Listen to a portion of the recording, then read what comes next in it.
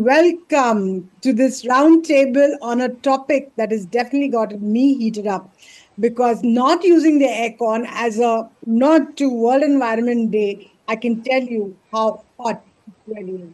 Burning hot.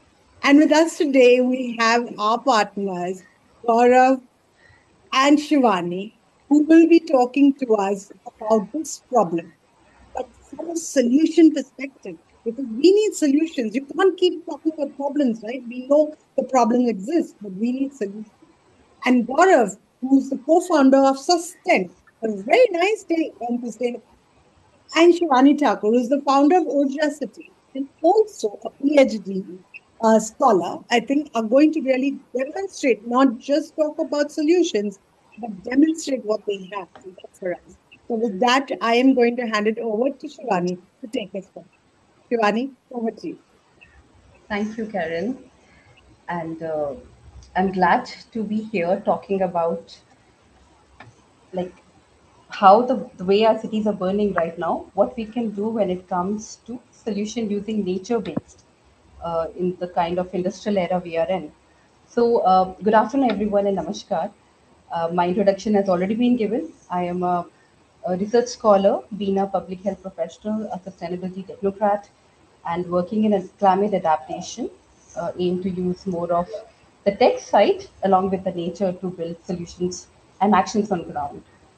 As we are speaking today, some cities in India have broken records of being the hottest cities on planet Earth. And as we all know, and we all agree that we are living through these unprecedented times where heat is no more a weather, it is becoming lethal. Water stress is increasing, air pollution is affecting us all, and global warming is no more a future risk. It is we are living in our homes today now. So I believe, and I believe all of us sitting here would also be believing that nature is trying to remind us that we are part of a larger ecosystem. And the way we have been designing our cities with the ideology of nature and development as a separate things, it's not going to work anymore. Replacing trees with concrete, natural drainage systems with hard surfaces, open green spaces with built-up areas, has caused up something we called urban heat island effect in cities. Um, but the good news is, as we are waiting for some technology to become our savior, there are already practitioners on ground who are taken up a step and trying to blend nature with technology and believe that nature, when uh, come closer to our built environment, has the power to make our cities, our life more resilient. And when we talk about nature-based solutions, we have to keep our mind that it's no more about the large parks or forest anymore.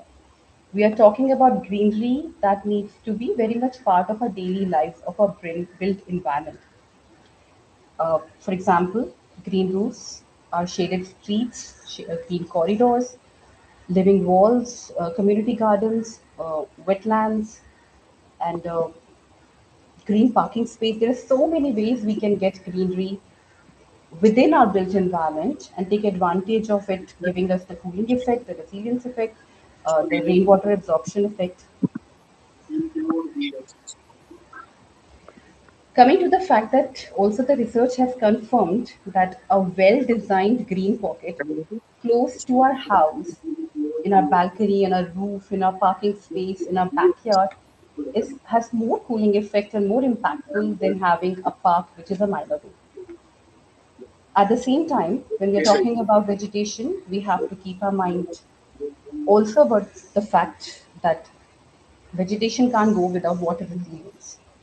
So, healthy lakes, wetlands, rainwater harvesting, groundwater recharge, these are all part of the nature based solutions that we are looking forward to be speaking today. My own work as my doctoral thesis is going to be about if nature based solutions can make our cities this cooler, healthier, and so much resilient than what we are today, then what is stopping us from adopting them at scale?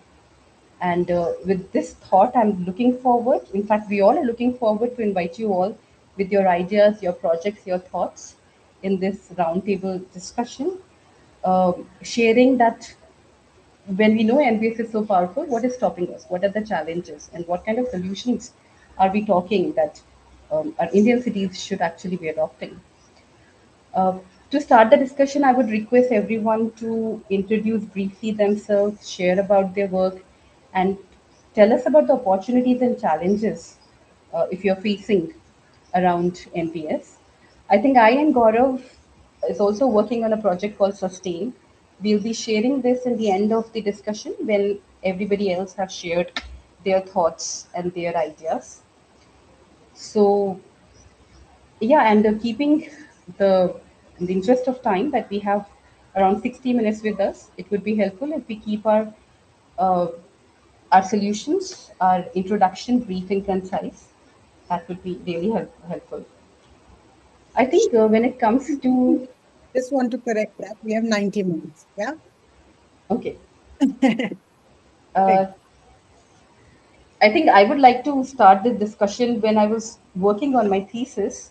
The one uh, we call them green vendor, but one envious innovator, I call him from Jaipur, that has helped me a lot to understand that how we can engineer the envious on our roofs and bring solutions as portable as compact when it comes to gardening. So I would really like to invite Prateek ji here, Mr. Prateek Tiwari, who is with us right now. And Prateek ji, welcome. Uh, would- I've been hearing your videos going viral about how your vegetation, your green roof portable solutions been helping uh, the homeowner feel more cool, having the impact on the whole heat resilience. And I'm so glad that there is a functional working narrative that we can now bring forward. So, shall we start with you? Would you like to introduce yourself and share how your solution is and how you see your work is impacting on urban cooling? Sure. Thank you, Shivani ma'am. Thank you so much. Namaskar to everybody. My name is Prateek Tiwari. Uh, I represent the Living Greens. Um, when I started Living Greens, I had just two thoughts in my mind. Uh, by doing one thing, we can solve at least two very pinching problems at the same time. And that is, if we can convert our empty rooftops into organic farms, we will be able to address two immediate problems. One problem is the kind of pesticides and the kind of toxins that we are getting in the vegetables every day. And the second problem is that when you develop a natural green cover on the rooftop, you are able to reduce the exposure of the rooftop and thus cool down the building. So these were just general assumptions on the basis of which I started Living Greens, and we started working. We started focusing on converting rooftops into organic farms. Um, we've had different kind of experiences, retail, institutional, government. Today there are at least three state governments, Bihar, UP and Rajasthan, which are actively supporting rooftop farming.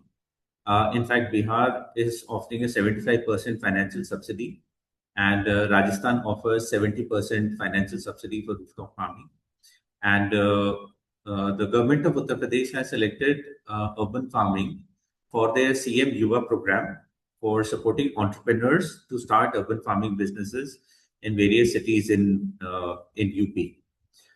Besides, so these are the states which have actively started supporting rooftop farming. But then there are some more states like Karnataka, Telangana, Gujarat. They have also started appreciating the fact that by covering the rooftops with organic vegetables, which can create a natural green cover, that can be very effective in cooling the buildings as well as also create, I would say, the shortest possible supply chain in the world, where the vegetables are being grown on the rooftop and being consumed in the kitchen. So when we talk about climate change, I remember during my Walmart days, there was one term that was used very frequently, and that was food miles.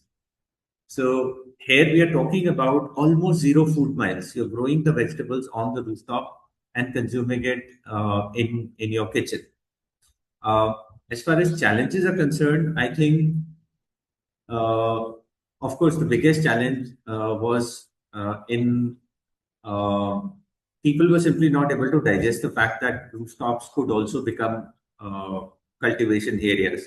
People were initially very skeptical about it. It could cause seepage. It could cause weakness, structural weakness on the rooftop. And that is where our innovations have come in. So, in fact, what you see in the picture behind me are what we call the portable farming system. So, this has been one of our innovations. So, we've created these portable farming systems, and they're very modular. And in fact, the picture that you're actually seeing there behind me is the picture of a very well known hospital in Gurugram called Medanta Medicity. So I had the privilege of meeting Dr. Trehan, and he himself was very interested in this. So this is on the third floor terrace, just above their operation theater on the second floor. But all this happened before COVID, and coming back to the challenges, I would say today the biggest challenge that we are facing is while working with the government. So if somebody were to come and ask me how can we make rooftop farming more popular, I would say the government needs to become more active about it. And unfortunately, it is the Department of Agriculture alone who is showing interest in this. I believe that the Ministry of Housing and Urban Affairs should be the one who should be showing interest in this. I believe, in fact, this may sound like a brag, this may sound like a boast, but 18th of March 2018, when we had the privilege of presenting this idea to the Honorable Prime Minister, in 15 minutes, all that we discussed was how can we bring this into a smart city planning. Because today, every smart city receives 15% of the budget only for greenification. And there is, on the ground, there is a limitation for greenification. You can't grow trees everywhere, you can't create parks everywhere. But look at the rooftops, they're all lying barren and empty. So I believe that not only the horticulture department or the agriculture department at the state or the center level, I believe that the Ministry of Housing and Urban Affairs at the center level and the smart cities at the city level should actively pick up this idea, um, and assess it, review it, assess it. Don't take me on my word, but if you think that this is effective, then let's roll it out. So that I believe is the biggest challenge that we are facing. So I'll stop right here. I'll be happy to bring in more points as the discussion goes on. So thank you very much, Shivani ma'am, for giving me this opportunity to participate in this discussion. Thank you, Prateek. I must mention that the very fact your solution has a portability when it comes to green roof, which is very innovative in its on its own way. In fact, Gaurav has done a kind of study to figure out that on the same line that you have mentioned, how the roofs are such underutilized resources um, that our cities should actually look up to when it comes to bringing vegetation in the in a city. In fact, 25 to 30% of the space which is available for greening in a city are the rooftop only. Uh, I would rather like to invite Gaurav on this note. Would you like to share about your findings on map how you have figured out the availability of roofs, if you're prepared with it at this stage? Yes, Shivani, I think I'll want to share what it really looks like. So just a second. I think first and foremost thing that whenever I have been traveling by a flight, by default, I have that habit of taking the seat which is the window seat, right? I'd spent quite some time in mapping around 2008, 2009, 2010. And the one thing that I kept on noticing every time I am flying is that the terraces are vacant. The city is filled with concrete structures everywhere we look. And the only potential space where you could possibly plant anything green remains on the terrace.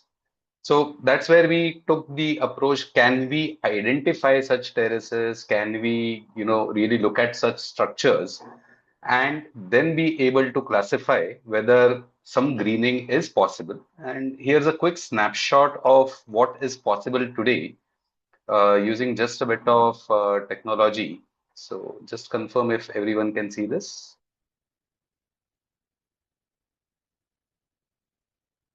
Is my screen visible to everyone? Yes, yes. Right? So basically, the simplest thought was, can we link the problem, the location, and the solution, all three things, elements together to be able to determine that whether this could potentially work. So this is some primary analysis that we've done for a shopping mall, which is based in Bangalore, where we have used mapping technologies and map data available to essentially identify the rooftop, the overall potential that this particular rooftop has in terms of the area that is already available. Now use certain standard calculations to determine that if this rooftop were to be converted into a sustenance roof, what all possibilities exist. And those possibilities we calculate using a simple, calculator to identify what is the energy outflow, what are the installed systems, etc. And then this is the essential outcome that we can generate on if this entire terrace were to be converted, what is the outcome going to be? How much solar can we, really generate based on the overall rooftop area and the number of panels that can be installed? Based on number of residents and the average household kitchen waste, can biogas be generated or enough for composting? Based on the rainfall data for the city and then taking the terrace into calculation, can we estimate the amount of rainwater that can be harvested? And then taking some simple formulas to understand the overall area, and if you have to place a garden, how that garden could really work, right? So that brings us to this particular solution where we've gone one step ahead and saying that, hey, would I want to really, set up an ornamental garden or grow my own food? And if I wanted to grow my own food plus a combination of some nice flowers, for visual beauty, then we can fairly confidently recommend what are the kind of combinations of plants, shrubs, food, herbs that can be grown in a terrace kind of setting. And based on the available area, how much can we grow in this particular terrace? And at the end of it all, what we really get is this entire sustainability report where it is clearly mentioned on based on the location, the type of area, overall terrace area available, your city dynamics. What is the potential to sequester carbon? Number one. What is the potential to grow your own food? Number two. What is the potential to save water, use water again? I mean, all those possibilities. And then last and not the least, the solar potential plus biogas. And what are the next steps you can take to go from where you are, where you are mildly interested, to working with experts, for example, like Pratik ji, who have the entire setup to convert your vacant terrace into a sustainable resource that can generate power, that can generate food for you. So this is what we are building at Sustain, and trying to bring in that angle of a bit of technology, local knowledge, plus plant knowledge and vendors to bridge the gap from awareness to actual adoption. And I'll take a pause here, Shivani. Thank you, Gaurav.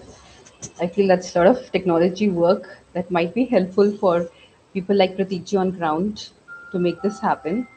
Um, Before taking more feedback from everybody on the approach that we're trying to build, I think we have Dhwani here from Floxy. I would like to invite her to join this discussion if she's comfortable. She is building a climate catalyst and making net zero accessible. Dhwani, are you with us? Would you like to speak? Would love to know your. Things to Uh, take a video so that she can be added to that. Hi, this is Vani here. Can you just give me 10 minutes to reach my desk and then I can share my video as well as my screen? sure, sure. Meanwhile, is there anybody else who would like to give feedback on what Gaurav or Pratikji has shared? Would love to hear. Please feel free to raise your hand. Uh, Correct. Ashish, yeah. Sorry. Shivani, I just wanted to share an observation. Sure. Gauravji, firstly, uh, compliments to you. That is an absolutely amazing way of putting all the pieces of the puzzle and all the pieces of the problem together. Absolutely amazing, and you put it so succinctly and so simply that even a housewife can understand what is the potential of a rooftop, not just an institutional building owner. So I'm hugely interested to work along with you. Just wanted to share a data point with you. When we talk about vegetable plantation, so one of the options was kitchen garden. So we have been able to arrive at a planting density of about one plant per square feet. Okay, so I just wanted to let you know that when you calculate the number of vegetable plants on a rooftop, one plant per square feet, in fact, it is actually 1.25 plants per square feet is easily achievable. So I thought I would just share that data point with you, and maybe it could increase the efficiency of your rooftop calculations. Thank you. Absolutely agree, and very, very valid point. Just want to share one small experience. I don't come from a farming background. Basically, engineer and sales guy who has been selling ERPs and technology. So when I set up my own small farm on a terrace in Mumbai, first floor terrace, lucky enough to have an attached terrace. Uh, so it also started with that idea, how can I maximize the space? So I ran three parallel experiments. One was with soil, where we have traditional 1 square foot kind of spacing between plants. The second was experimenting with a A-frame NFT channel using hydroponics. So there it was roughly around 5 per square foot with A-frame sort of structure. So 5 on either side. So I had almost like 10 plants plus in those 2 square feet area. And the third was again taking different kind of planters for vertical planting. So in that small 600 square foot area with roughly around 400 square feet or plantable, we managed to get in close to 600 plants, including ornamentals, including leafy vegetables, and including a lot of creepers where we were growing tomatoes, etc. So, right, as you rightly pointed, with the right kind of configuration, it can be optimized and the yield definitely increased. And love your suggestion, sir. Totally agree with it. Awesome. I would also like to extend a thought that I always thought with your solution, Pratikji. I was talking to an urban planner and trying to figure out, can we work on a model, because many people fear having a garden on their rooftop because of the issues and the maintenance and the fact that when it rains it's going to bring a lot of leaf and other vegetation spillage all around their property. So, how about the idea of having a portable solution like yours during the summer season, and we make our roof all green, and the fact that the whole cooling effect comes because of the layer of soil that we have on our concrete, that actually that takes up a lot of the heat, especially the nighttime heat, which our cities are struggling. Our cities have never seen this amount of nighttime heat that we are witnessing now. And soil and vegetation has a lot of those are actually the real nature based technologies who can help sink up all the heat coming into the concrete environment. So can we have a kind of a design where we put our gardens for 4 months in a year and round it up and make our roofs available for rain and for the winters if needed and bring it back. I think that kind of culture, I feel, could be a very powerful way of using NBS within our built environment as a technological solution. What do you think about this idea, just in brief? Yes, absolutely, Shivani. This is very much doable, and so as I said, our systems are portable, so they can definitely be folded up and put into a corner. That is, if you feel that during the rainy season it could be a problem. Yes, they can be folded up. Uh, so that definitely is very much doable. But as far as the seepage is concerned, one very simple solution that we use is that we use drain cells under the portable farming system. So the bottom of the portable farming system is not directly sitting on the surface of the rooftop. In between the surface of the rooftop and the bottom of the portable farming system is a layer of drain cells, about 30 mm thickness. So those drain cells allow the free flow of air and water. And seepage typically happens when there is no free flow of water. Water stagnates and then starts causing seepage. Flowing water will never cause seepage because, I mean, it rains. Whenever it rains, it's not that every house gets a seepage. Only that house will get a seepage where there are cracks, and in that cracks, the water is stagnated. So under the portable farming system, we can use these drain cells. There was one more very interesting thing. We're trying to develop something with a builder in Bangalore, and since Gauravji also talked about Bangalore, uh, it just came in my head. We are trying to develop a solution. It's called agrivoltaics, and we are trying to develop a solution in which under the solar panels we'll be able to grow vegetables, but the difference is that we are not going to depend on just the light which is coming from all sides. Okay. So rather than just simply placing our containers under the solar panel, we are developing a poly house which is created by using a special film called a diffuser film. Okay. Now, a diffuser film, basically what it does is that no matter from which direction the light is coming, it will diffuse the light uniformly inside. So if the plants are growing in a poly house, which is covered with a diffuser film, and this poly house is sitting under a solar panel, still we have calculated that the light that is required for PAR, photosynthesis active radiation.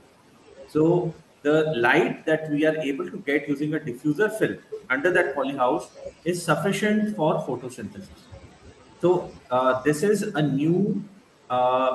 a whole new idea that is coming up, and we are working on this with the MNRE, the Ministry of New and Renewable Energy, and we are setting up our first active demonstration at the National Institute of Solar Energy in Gurugram. So this will be coming up in the next 1.5 months, where we'll be demonstrating how directly under the solar panel, where there is complete shade, even there we are able to grow vegetables using this diffuser film. So just wanted to share this thought with everybody. I think that's the technology we are talking when it comes to bringing nature into our built environment. And I'm so glad the earlier days discussions I had with you about agro solar solutions, bringing it on rooftop. And I think that's a very good update that you all have come forward to. Looking forward to learn more about it. Uh, okay, so now I think I'll switch to and find other people who are keen to talk on this topic with us. Um, Dhwani, would you like to? Yeah, absolutely. I'm joining on my PC. Could you kindly just add me there? Yeah, you are here. Added, Dhani. Just bring her in as well, please. She's still joining. Just yeah. Meanwhile, Sarabjit sir would love to have your inputs and thoughts on whatever we are sharing and discussing Yeah, whenever you feel free. thank you. Now, today is World Environment Day, so it's very relevant as well. I think I should congratulate everyone for being on target. We have broken the 1.5 degree centigrade temperature rise target, which we fixed. So bad congratulations, but still, I think it's worth shocking us to. And, and we also know that heat has many, many problems associated with it. So obviously, great solutions from Pratik and great thinking as well. I really loved it. But I think isolated, I think Pratik spoke to it, that we're doing a lot of isolated good, creating islands of excellence, and that's worth celebrating. But he's also telling us that no one, the Ministry of Urban Development is not supporting through policy, governance, etc. Only agriculture is interested. So if agriculture is interested, do we have a urban agriculture policy? No. I haven't heard of any city having an urban agriculture policy or a national urban agriculture policy. So there are lots and lots of gaps, but I love the way you are bringing a thinking what we call multi-solving. So by through one action, you're solving multiple problems. And I think that's Pratik. I just loved your narrative. So one thing I would suggest that to include more in it are the people. So you're including go tech. So you're bringing technological solutions. You're bringing some focus on governance. So you're working with MNRE. You're working with a range of other state. So get the governance right, and most probably little more work with people. And I think uh, that's always a problem with techies like me. I'm an architect, urban planner. So we straight away go into the solutions. But I think people are the solutions. So for scale, for changing behaviors, mindset shift, etc., etc. Um, and on that count, I would suggest that also look at not only those rooftops which you are looking at currently, but also the rooftops of Dharavi and rooftops of other slums. Uh, what's happening there? Can we do something about it? We know that each degree temperature rise, we have risen 1.5, each degree temperature rise leads to 5% additional preterm birth of children. There are research to support this. So there are lots of impact of heat, and particularly Shivani spoke about the temperature at night. Now, how does that get reduced? So I would highly recommend that you apply risk lens to the whole thing. So what, and risk is systemic. I mean, one thing adds up to another, and then it compounds something else. So it's a hugely complicated, but applying a risk lens is worth. I think it gives you a lot of pathways for action, basically, and then you can claim quite a bit out of that. So I'll take a pause here and maybe look forward to more discussions and deliberations. Thank you. Thank you, sir. I think risk lens is a very relevant suggestion. And all our entrepreneurs working in sustainability needs to bring that lens in our work. And If I may add one thing. Sarabjit and Shivani, if I could just come in, Dhvani actually has a very short window. I think Okay. everybody who's involved in entrepreneur in environment are busy people today. So Dhvani, I think if we could just let her have the space, yeah. Dhvani, over to you, please. Yeah, yeah. Thank you so much for the platform and the opportunity to speak.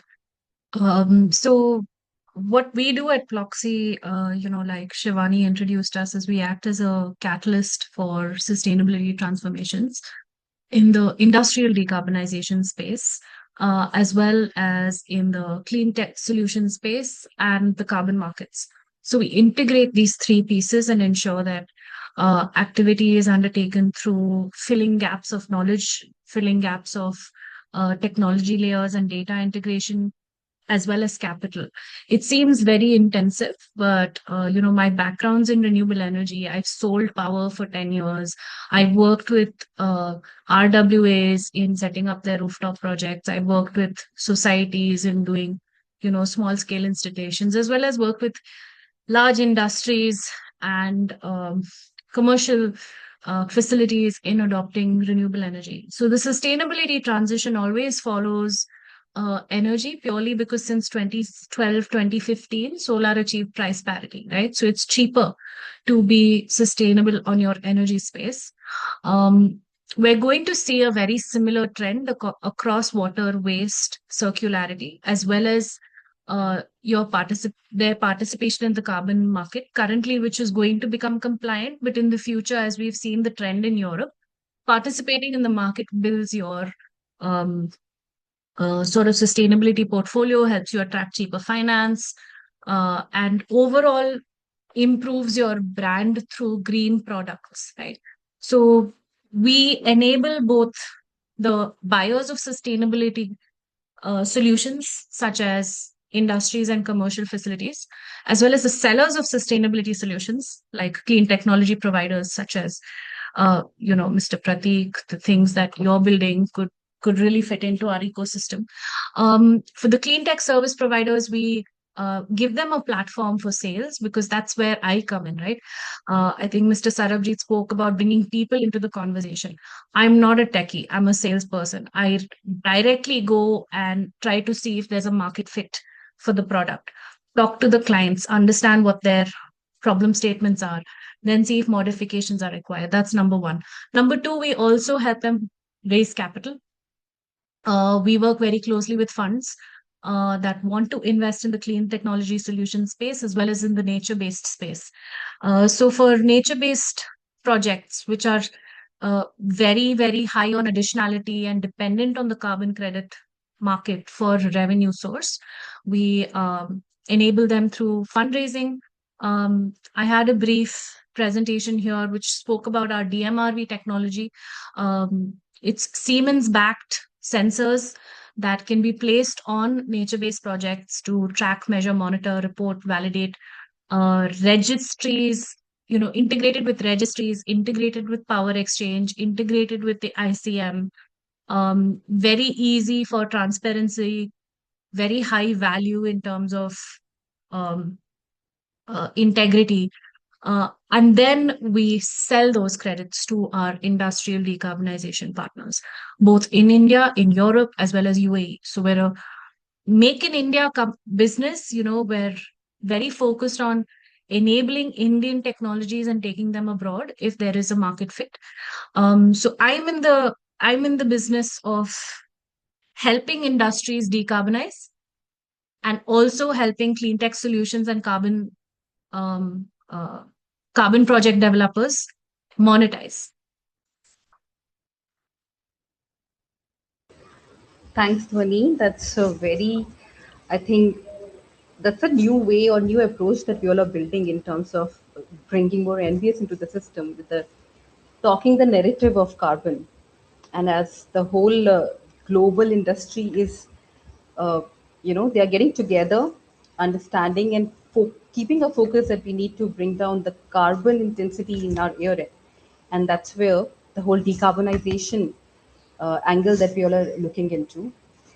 I believe the work that you are doing would be very helpful with many other sustainability experts who are here, along with what Living Greens is building. Yeah. We are also working on air pollution. I think we'll surely connect back with you on figuring out how do we club all that we all are doing together, Yeah. Yeah, keeping absolutely. a city and location in mind. And Yeah. yeah, would love to explore. But I guess since you have very limited time with you, I don't Yeah, think I'll I can just extend. I'm so sorry about this, but yeah, I'm constantly talking to clients. In fact, our next call that I'm going to jump into is for a forestry project that we're working on. So I'm either talking to project developers who are building solutions, or I'm talking to industries that are polluting and need to decarbonize, right? So I'll leave you with this. The space that we work in is energy, water, waste, air, and carbon. So if anybody is building anything in this space, either requires market access or capital, we are here to help. We're here to engage with the ecosystem, and we're talking to funds to both incubate as well as take these technologies, to the right audience. Sometimes it might feel really, really cumbersome to be building in the climate space in India because industrial decarbonization is extremely new. We're only seeing adoption happen from past 5 years or so, and we're at the very early stages. So sometimes it might feel like the UAE might be a better fit, or the African region might be a better fit, or even as close as South Asia, as close as Thailand might be a better fit. So we want to bridge these multinational gaps, because if everywhere there are the same problems under Article 6, we're all governed under the same NDCs that need to be achieved as a single planet. So yeah, I'll just leave with that. Great to know. And if you would have little time, I think our next speaker I'm going to invite is working on using NBS for water solutioning only. Would Awesome. love to have you there and hear him if you find time. Yeah, I'll be a silent observer. Okay, thanks. Madhukarji, Thank I think you got the gist now, and happy to have you here.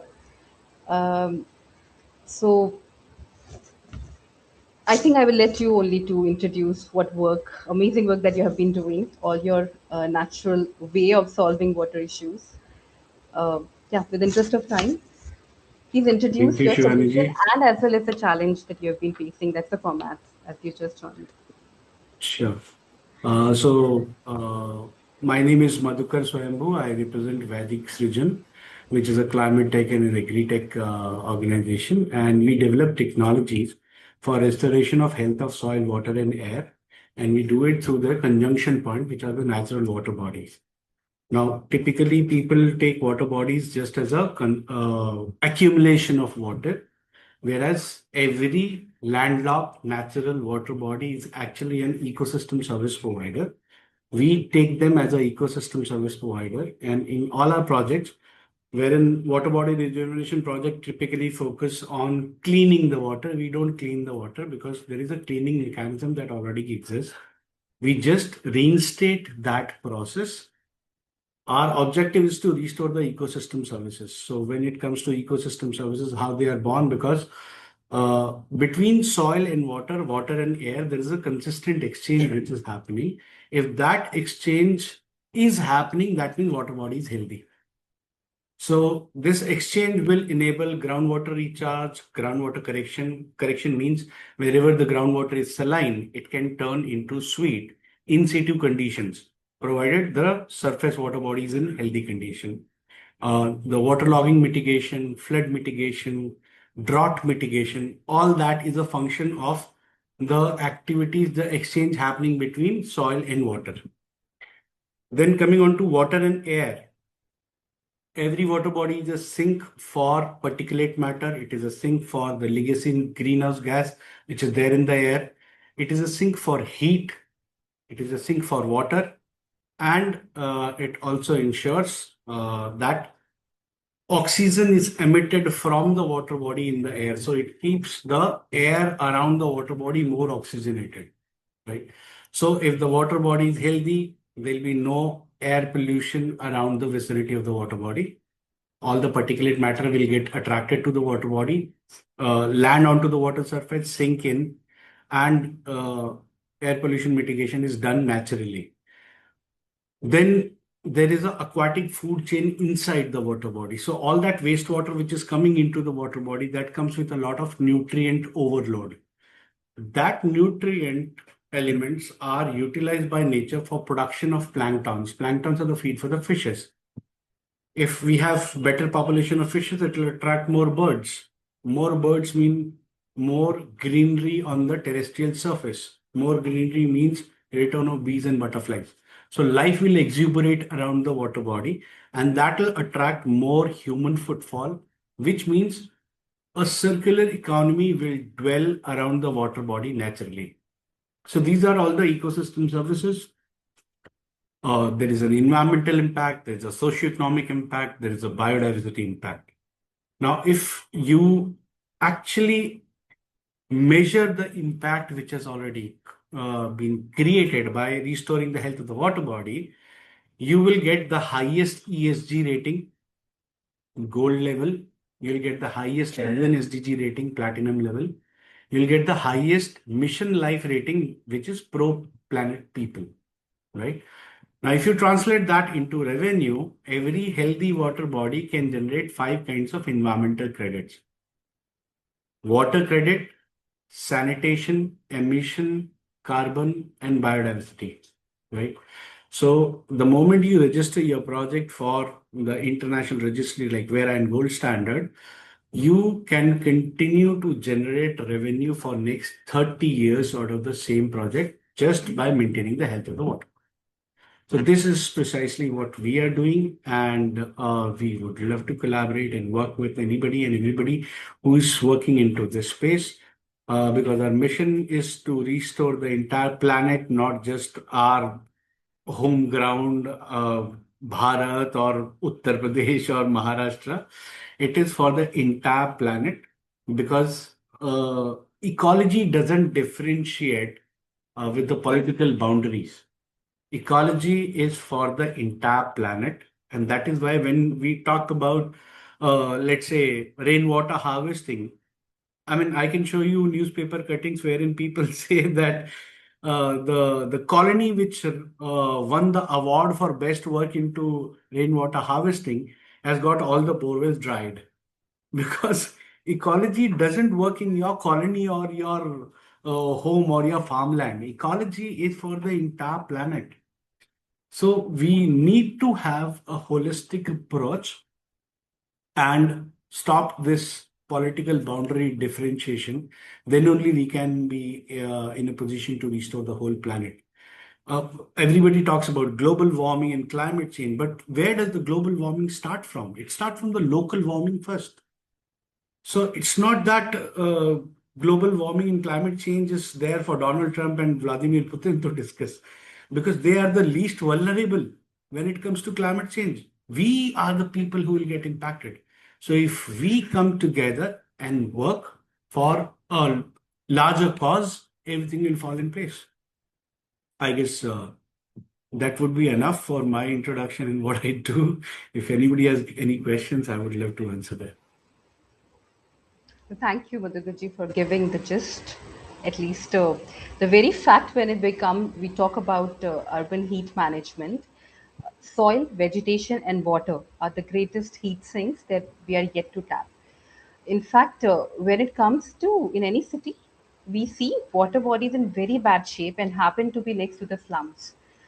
Um, Something what even sir also mentioned, that how do we bring more cooling near the slums? It actually starts from the fact that having more vegetation and clean water body, uh, where we definitely see solution your like yours working. Shivani, even if you talk about vegetation, we only plant saplings. And sapling need a lot of water to grow into trees, right? So they are also consumer of water. They are not producer of water. So if we see, this entire planet is called a blue-green planet, but blue came first, then only green was Right. possible, That's so right? So true. if we don't restore the water bodies to good health, see, a sick water body will only spread diseases all around. Waterborne diseases, vector-borne diseases, and air pollution-borne diseases. And a healthy water body will only spread health all around. That is why we have a massive socio-economic impact of every project that we do. We utilize the services of Giri Institute of Development Studies for conducting the socio-economic impact assessment for some of our ongoing projects. And we were astonished to see the results. They said wherever the project is there, people are healthier, wealthier, happier, and more prosperous. I said, okay, healthier, I understand. Eradication of disease makes people healthy. But how come wealthier? They said, sir, when people are healthier, first impact that you see is that they are healthier, so they are not falling sick. But the corollary is they have saved a lot of medical expenses. And if they are healthy, they work more. Their work efficiency goes up, so their earning goes up. So on one hand, their earning is going up. On the other hand, their saving is going up. And if the water body works as a heat sink, they need less cooling. So their energy bill is also reducing. That is also another saving, right? So people Absolutely. are healthier and wealthier. And when you are healthier and wealthier, obviously you are happier and more prosperous. So everything Absolutely. is linked in the chain reaction. Yeah, there's no life on earth without water. And in fact, when it comes to air, when it comes to food, everything is linked to how healthy our water bodies around us. And our cities yet to register the fact and act on it. In fact, talking about that we have somebody with a solution to green the roof, somebody who can help to make water more healthy and available. I do see in our guest list there is a gentleman from BPAC, Mr. Sharath, understanding that they all deeply work with apartments in Bangalore. And when we talk about the built environment and trying to embed how do we get more green roof and clean water and clean air in our built environment, in a high rise apartment kind of living culture, I would like to take this time and invite him to share some more thought on what we have been talking so far, more on the client side, more on the taker side. So, Mr. Sharath, welcome. Uh, my question to you would be to understand that when we are talking about how we can introduce nature based solutions, even with the market linkage, solutions are quite there, even with the market linkage. I believe, correct me if I'm wrong, but BPAC has been working with apartments in Bangalore and would love to have your thoughts. How do you see solutions like this can enter into the space of high rise living? And of course, if you have any other thought about how to use nature based solutions to manage heat, more than welcome.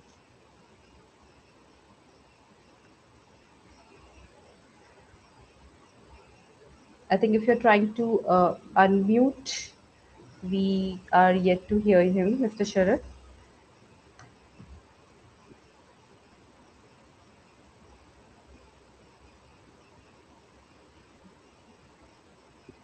I think he's taking No, his I was time. able to see his video earlier. Now I'm unable to see even Yeah, his video. yeah. Yeah. Maybe you But can come. I anyway, think. Yeah, once he comes back, I will track that. Don't worry. Go ahead, Vishnu.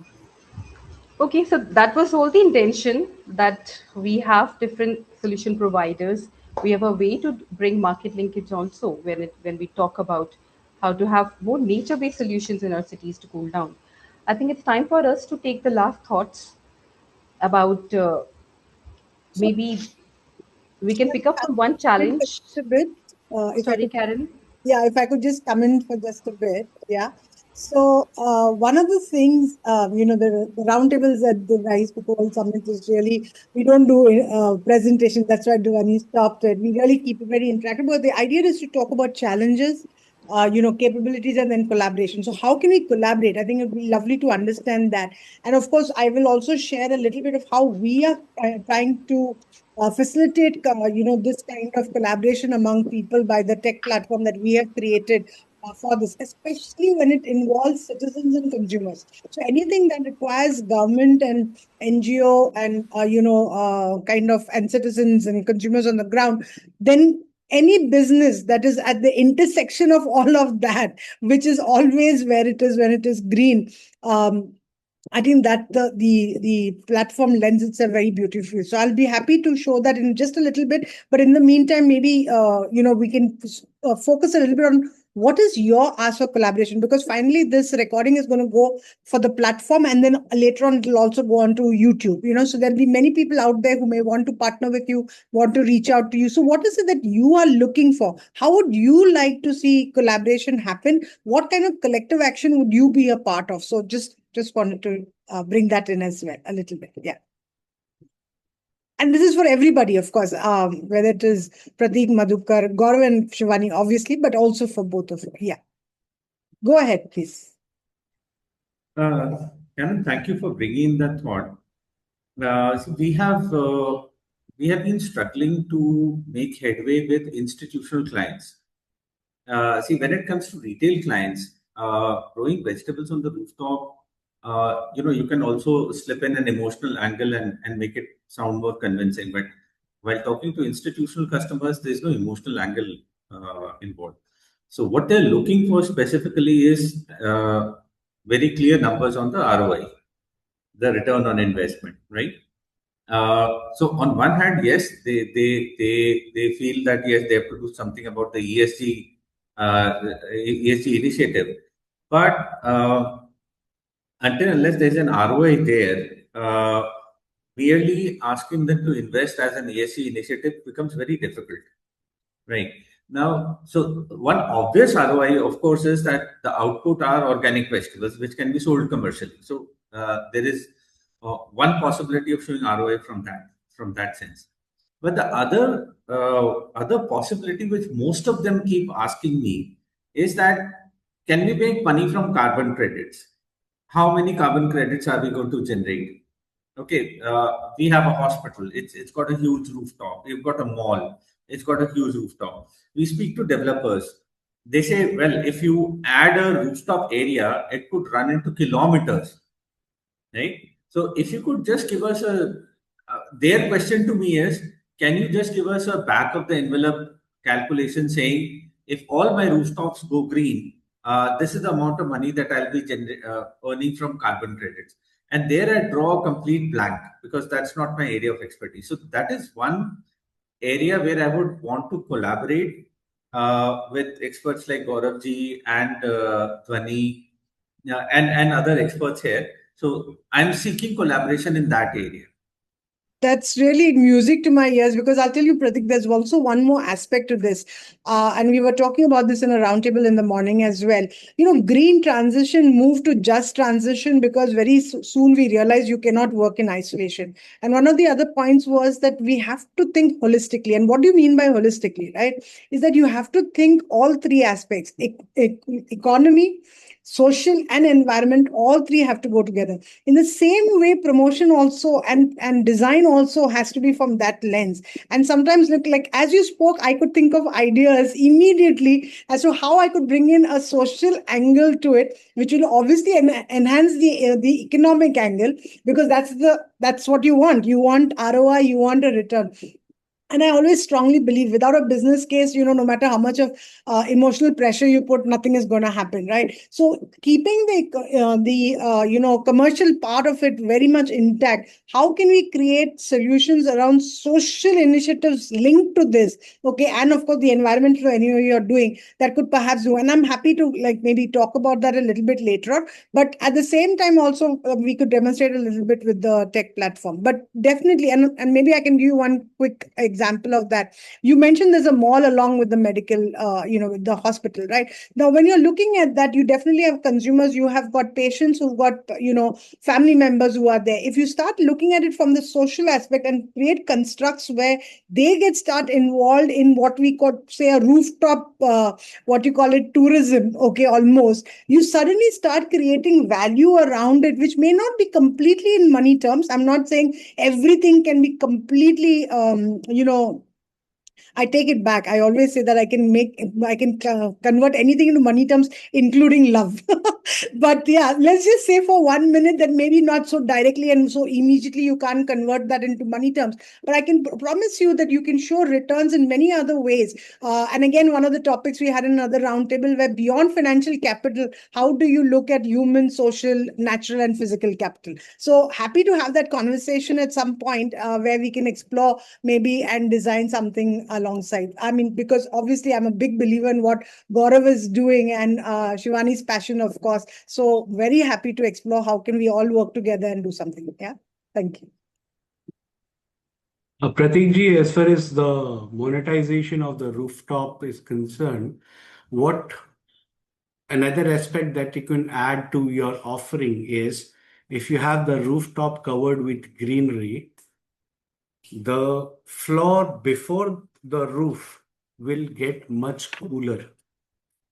So just by the energy conservation, you can actually multiply it into the number of rooms before the roof and extrapolate it into almost 1 billion of rupees on a yearly basis just by mitigating the heat being caused below that roof. Okay, so the air conditioning charges, the expenses that you're doing is going to save you a hell lot of money. Forget about the credits that you generate. That is the amount of saving that you can create just by having the rooftop garden created. Now, whether you grow fruits or whether you grow vegetables or it is just ornamental, doesn't matter, right? Just by greening the roof, there is a lot that you can do, right? As far as the carbon credit is concerned, I guess Dhwani was talking about the carbon credits that can be generated out of the urban green. So that definitely she can be able to quantify. I mean, giving you the idea about the credits is what I can also give you. But when it comes to quantifying the amount of credit which can be generated, definitely she'll be a better person to tell you on that. As far as the collaborations is concerned, coming out to my topic of collaboration, I would love to tell all the audience here is that there is in a community called Blue Community, which was born in Canada. Now it is headquartered in Switzerland, in Europe. And there we work on three principles. Number one, water is a human right. It is a fundamental right of every human being. So water and water infrastructure should be publicly owned, not privately held. And therefore, creating a water abundance, creating a drinking water availability in all nooks and corners of the world is our agenda, right? So Blue Community has come into Asia in 2025 with the first member coming in from Kazakhstan. Now we have a full-fledged Blue Community South Asia coordination committee wherein I'm the secretary, and we actually kind of motivate all the organizations which are working into water sector who align with these three principles, that water is a human right, water infrastructure should be publicly held, and eradication of bottled water and selling it for profits and making water available to everybody. Anybody who aligns with this thought process can actually become a Blue Community, and that is what we are coordinating. So far we have got about 18 odd members across Asia. And we are adding more. In just last 2 weeks, there have been 4 new applications which have come in to join in. And the idea here is to collaborate. I mean, UN SDG 17 partnerships and collaborations will make it happen, right? So that is what is the agenda of Blue Community, and anybody who is keen to work on water is most welcome. And when we can definitely collaborate and work together to create water abundance across the globe and across Bharat. This never fails me whenever I bring up the word collaboration. Everybody wants to collaborate. I think everybody knows you cannot do it alone, right? And two things, what you just mentioned yesterday in another roundtable, we spoke about the earth democracy, right? Where the rivers also have a right, literally, legal right? So that is what you're kind of almost alluding to in terms of the rights of this thing. And secondly, as you rightly pointed out to Pratik, right here you gave a solution. And that's the power of conversations where we are beyond presentations, and we totally are against that. That is why I requested Dhwani, please don't use a presentation because we really want a conversation in which we have outcomes, and that's the second part, that there must be outcomes after this. Just sitting in a conversation and in a conference is not the end goal for any of us. I'm sure we are busy people, we have a lot to do, so let's do things. So I'm going to take, I don't know, Gaurav and Shivani, if you want to talk now, or if you are okay, then I can just quickly show the Pico World a little bit, or if you want to still, if there are some other points, then more than happy, or anything from the others. Yeah, Sarabjit wants to say something. I'm happy to bring him in. I think the most valuable thoughts that have come in from Madhukar, I should sort of speak to them, is the idea of ecosystem services. The whole perspective of ecosystem services is many a times missing from the tech people like us. So people start thinking in terms of carbon credits and this and that. But before that, what you need to think is the ecosystem service and how are these different services linked to each other. I think if Madhukar and if you're willing, I think we could probably host a talk on the same thing, and UNICEF would be happy to coordinate with you and bring different agencies together, because the core principles, the core thought processes are missing. We jump to the finance and the market participation, uh, because the way you said a simple credit can become a gold credit or a platinum credit by understanding that and leveraging those all the services. Thank you. Right, sir. I would love to give a talk whenever, wherever you want, whether it is online or offline. Because my agenda is to spread awareness to the people so that they understand their environment more. See, we can't live without soil, water, and air, and we neglect these very important aspects of life.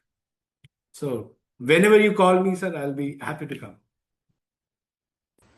I am just thrilled that we have collaboration happening because that's my sole aim in life right now. And Saraju, thank you always for being so generous with your knowledge, your wisdom, and your time every time we ask you at the RISE PecoWorld Summit. So thank you so much. I've just posted a little bit about oops, okay, it's really too much. Too much I've written about you, Sarabji. It's not allowing me to post it. There you go. All right. Yeah. So, Gaurav, Shivani, anything you'd like to anyway? Thanks, Karen. I think I'm just happy and thrilled, just like you, that kind of collaborations are happening and all the solutions that like Prateek ji and Madhukar ji has taken time to share with us is reaching out to the larger audience. And hopefully, we will be working all together to have more adoption happening. Um, I would say I have been working on adoption framework. My whole doctoral thesis is all about how do we make adoption happening more on ground, like enough in the research in academia, enough on the technology in my laptop. But what we want is more action happening on ground. And with the thanks to Rice Summit on all your efforts that we all are talking here, and looking forward to this collaboration. I think we are towards the closing. I'll let Gaurav speak before uh, you come back with all your vision about the community you're building on Pico.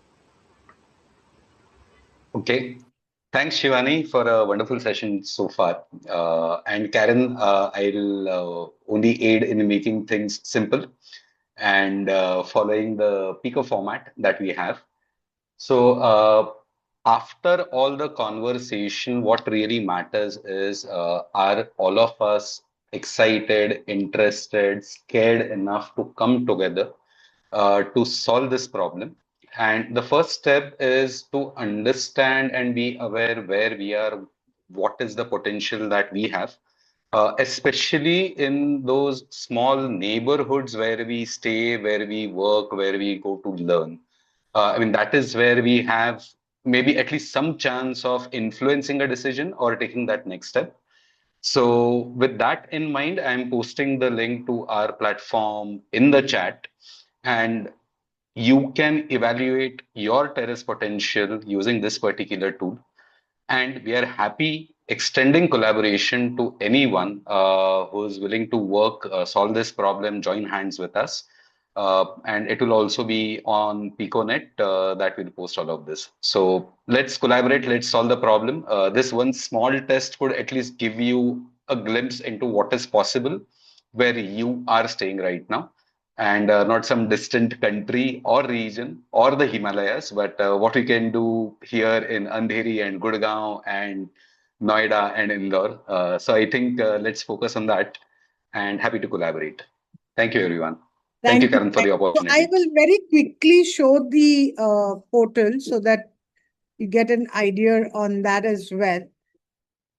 And yeah, oops, sorry. Yeah. Here you go. So the portal really is about 5 things. So one is a personal test to allow you to understand who you are, what you are, how do you collaborate in a collective setting. This is not about your legal identity. It's about your personal inclination to partner with other people. So it's very interesting. It just takes about a minute. Yeah. I won't get too much into that because the passport is to clarify exactly what you do.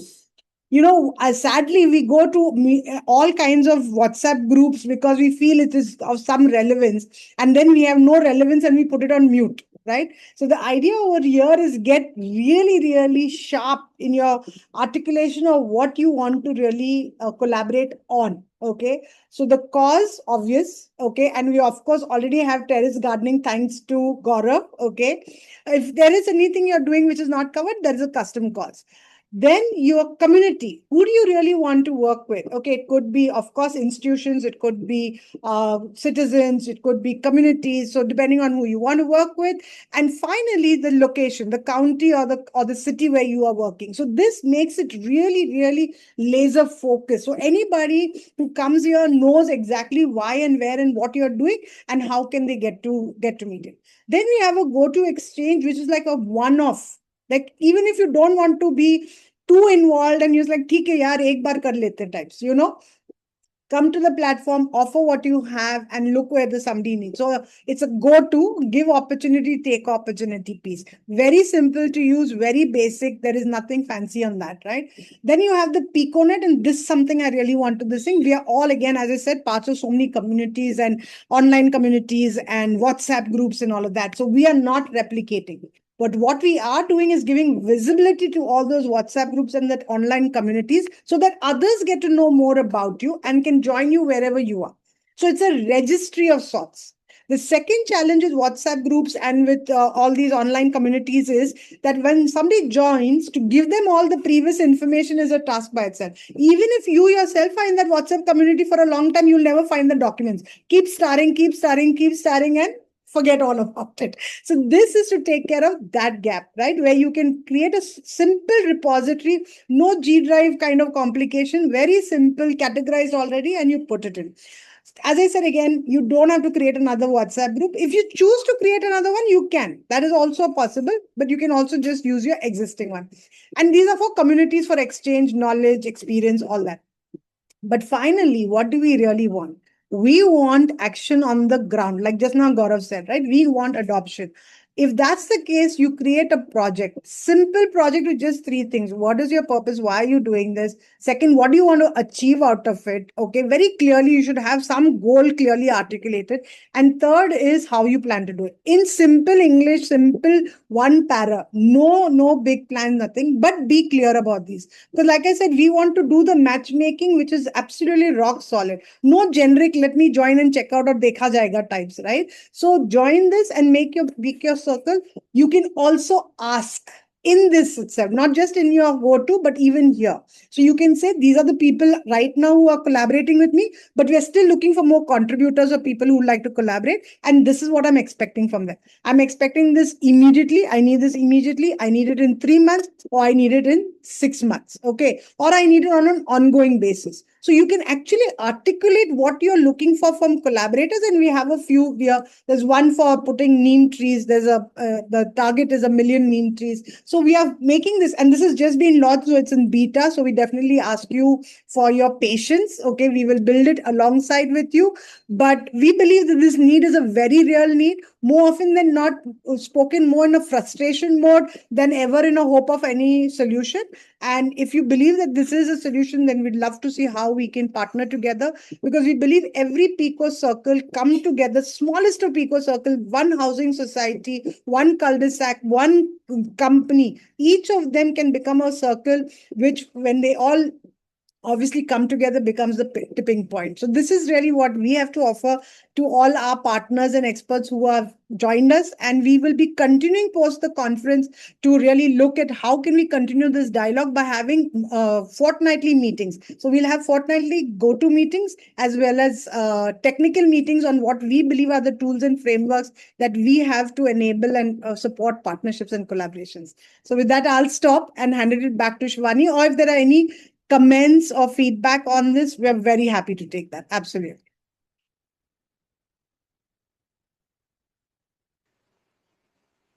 I think beautiful network and beautiful approach, Karen, that you have taken. Prateek ji just have mentioned in the comment that you're eager to explore areas of collaboration. I think, Prateek ji, maybe putting a timeline of having more, maybe 1,000 rooftops in Jaipur could be a project you can think of exploring and put it in the network. Exactly. Happy to help Exactly. you and make that happen. And for Madhukaji and I and Gaurav, we all happen to be a network of air pollution control in Delhi NCR, and there's a lot of scope when we are talking about bringing water bodies rejuvenation in that belt, making it more as a pollution sink and heat sink. So maybe the same approach that we are talking about having 1,000 rooftops in Jaipur, we can think of having 100 of water bodies restored in NCR areas. I won't even touch Delhi, but NCR definitely needs a lot of support, and there we can bring. So just sharing thoughts and ideas, the kind of missions that we can put into the PICO network and see how we can proceed thereafter. Thank you, Karen, for giving the space and the wonderful RISE Summit. Um, Whatever you are doing, I've known about the RISE Summit while working with several NGOs that I'd worked, but this is the online version of it, but as vibrant, as lively, and happy to have be here and giving this space. So thank you. Thank you. This And is our 13th year, by the way. It's the 13th year. So we've been wow, doing quite a journey. yeah, great. Thank you so much. Thank you. Really. Last, I would like to say to Sarjeet sir that we all would be looking forward to find a way how we can take help from UNICEF, because this is all linked to the children future and public health that we all are trying to solve it in terms of adoption.